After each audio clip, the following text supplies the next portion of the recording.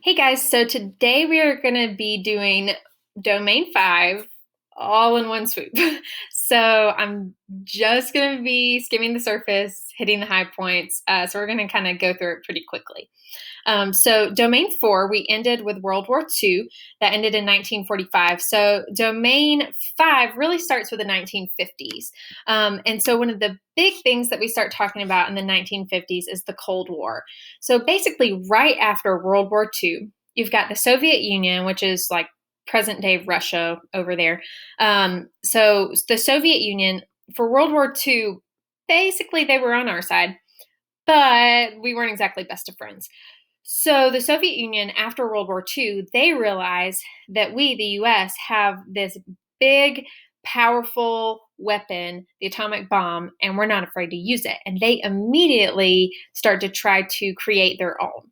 Right. And they align themselves with communism and basically say that they want to be a world power. Right.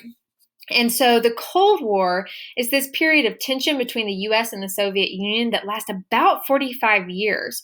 So the reason why we call it the Cold War is because we never actually came to an actual battle with the Soviet Union. However, there are other wars that are kind of spawned off of the Cold War.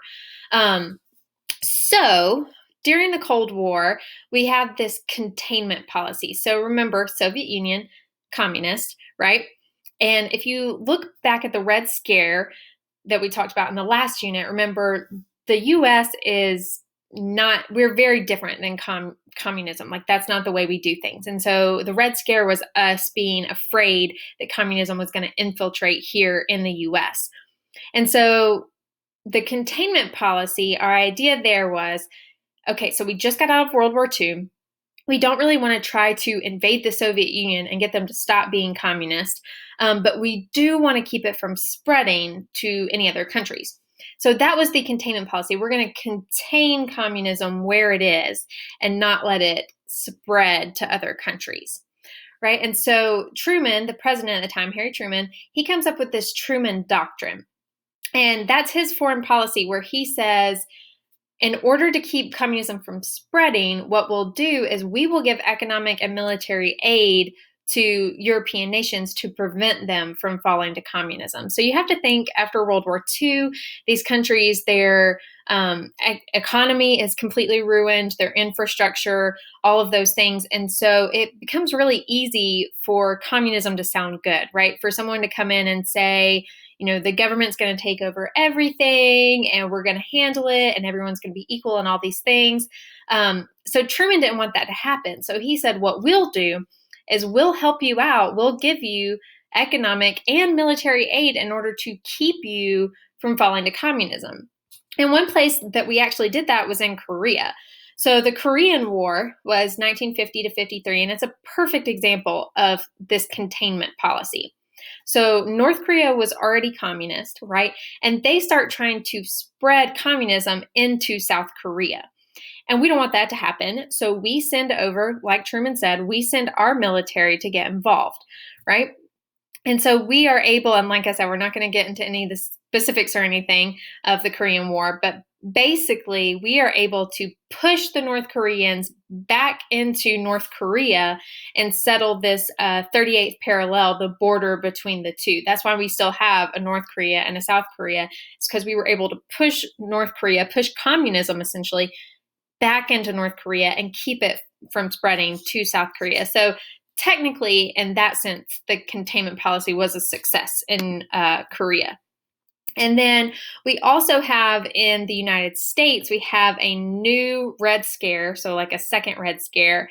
Added in with that, we have this McCarthyism, right? So Senator Joseph McCarthy, he was running for re-election, and part of his campaign is he basically to try to get support for his campaign, he started accusing people in government of being communists.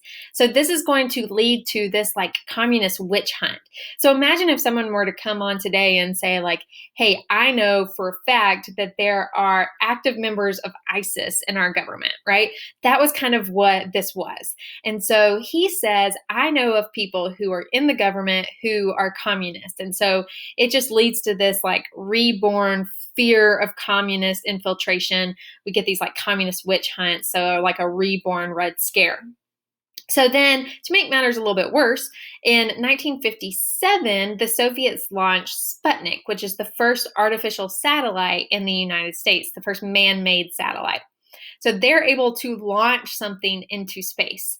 And we had not been able to do that yet. And so everybody's freaking out. We're afraid that it's a bomb. We're afraid that it's a Soviet spy satellite. Like all of these things just really increase the fear and the tension there.